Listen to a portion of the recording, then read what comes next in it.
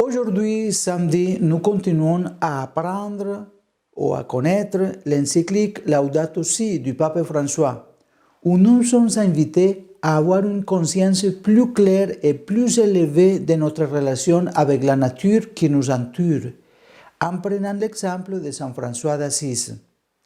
Sous forme de pilule, si nous nous sentons intimement unis à tout ce qui existe, la sobriété et les soucis de protection jailliront spontanément.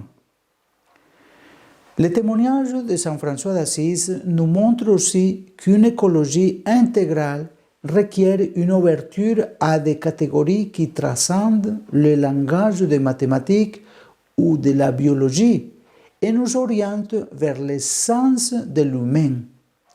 Tout comme cela arrive quand nous tombons amoureux d'une personne, chaque fois qu'il regardait le soleil, la lune ou les animaux, même les plus petits, sa réaction était de chanter en incorporant dans sa louange les autres créatures. Il entrait en communication avec toute la création et il prêchait même aux fleurs, en les invitant à louer le Seigneur comme si elle était dotée de raison. Sa réaction était bien plus qu'une valorisation intellectuelle ou qu'un calcul économique, parce que pour lui, n'importe quelle créature était une sœur unie à lui par des liens d'affection. Voilà pourquoi il se sentait appelé à protéger tout ce qui existe. Son disciple Saint Bonaventure rapportait que, considérant que toutes les choses ont une origine commune, il se sentait rempli d'une tendresse encore plus grande et il appelait les créatures, aussi petites soient-elles, du nom de frères ou de sœurs.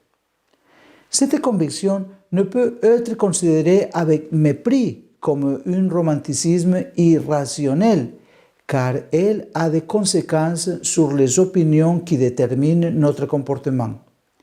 Si nous nous approchons de la nature et de l'environnement sans cette ouverture à l'étonnement et à l'émerveillement, si nous ne parlons plus le langage de la fraternité et de la beauté dans notre relation avec le monde, nos attitudes seront celles du dominateur, du consommateur et du pur exploitateur de ressources, incapable de fixer des limites à ses intérêts immédiats.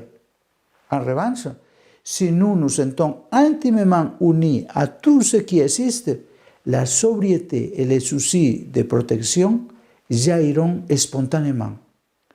La pauvreté et l'austérité de Saint François n'étaient pas un ascétisme purement extérieur, mais quelque chose de plus radical, un renoncement à transformer la réalité en pur objet d'usage et de domination.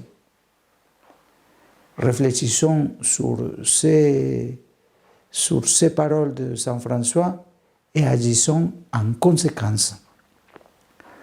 Bonne journée.